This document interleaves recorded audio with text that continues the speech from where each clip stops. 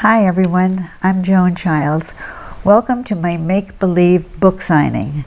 This is due to the fact that there's no book signings in any of the bookstores because all the bookstores are closed.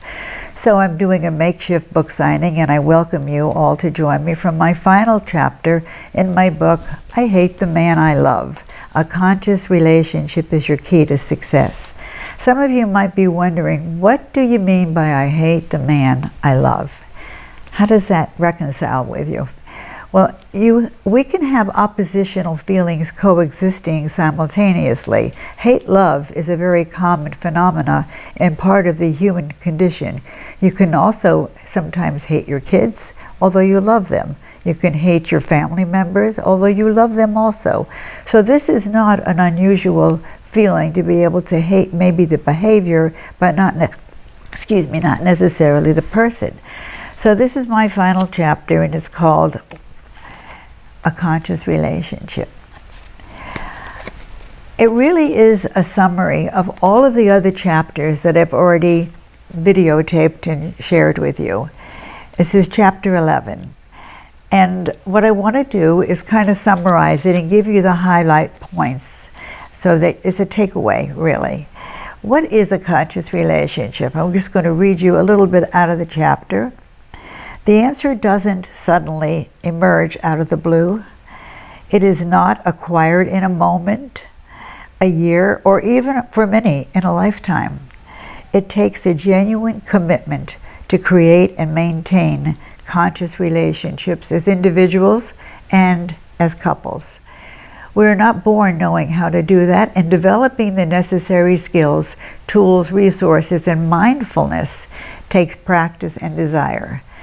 I'm going to skip down to the fact that there is a saying by Gerard Manley Hopkins, an English poet. He says, "What I am is me, for that I came." To know oneself, to know the dark side, the shadow side, to be really aware of who we are, what our purpose is in life, is having a conscious relationship with ourselves. And it really is necessary, essential, I should say, to have a conscious relationship with yourself if you want to have a conscious relationship with another person. It's kind of like what the quest of Hermann Hesse's Siddhartha, whose spiritual journey is one of self-discovery. And it was what Socrates said, that an unexamined self is not a life worth living.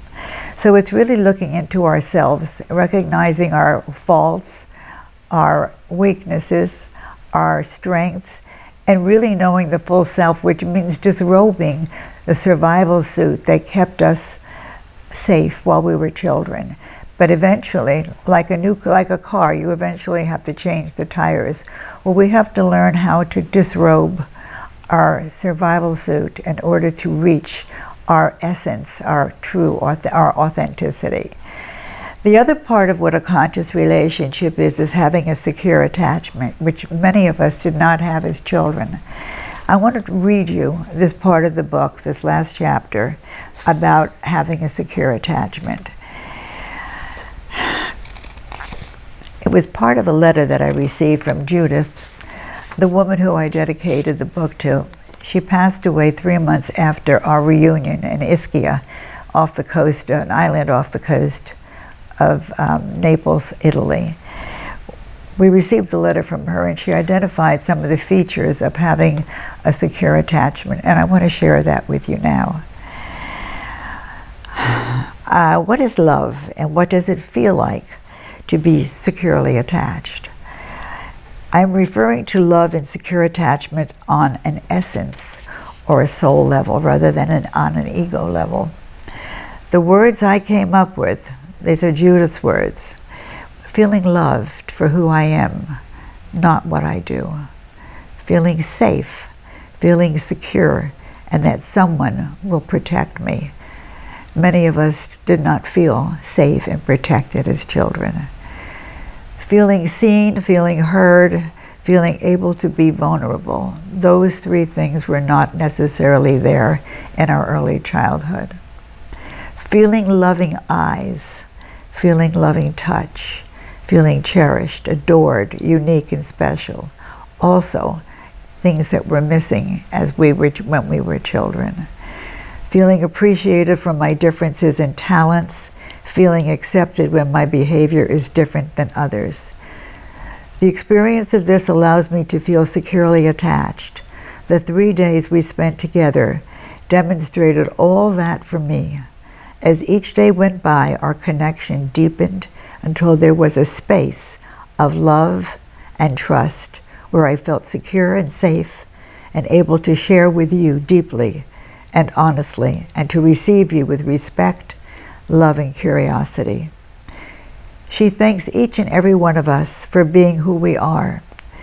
She says it was more than a 3-day gathering of therapists for me. It was an experience about being with loving, accepting, highly conscious people who are able to make space to receive the other fully and unconditionally. I feel that this experience will live on in me and my life will be different because of it. I bow to each of you. I love you, Judith. Judith passed away 3 months later, but I thought this was so valuable, her essay or her short essay or her letter to us, that I included it in the book. And to have a conscious relationship is to have a secure relationship, something many of you didn't have as children. So I want to thank you for buying the book, reading the book, and even making a review. And I also want to thank all the people that made this necessary, beginning with my publisher, Don Lesney, and my editor, David Tabatsky, especially, of course, to Hedy Schleifer, who was the foundation.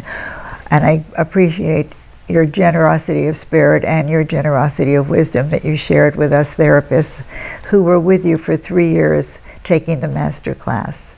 I also want to thank Claude Mancuso, who made these videos that I could share with you, and my family, my children, who supported me through this challenging event, especially during the pandemic. But here it is. You can purchase it on Amazon or your favorite bookstore. And I want to leave you with this one last thought. Ladies, if you ever thought of leaving the man you love, the one that can bring you to orgasm and anger in the same day, this book is essential for you. Thank you so much for your time and attention, and have a wonderful day. Bye now.